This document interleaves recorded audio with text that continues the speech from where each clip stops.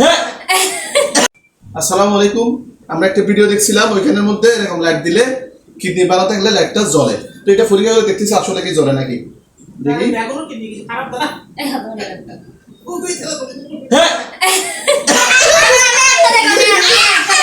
তোমাকে দেখি, তোমাকে দেখি। এটা তো বাস্তব বলতেছে। দেখি তোমাকে দেখি।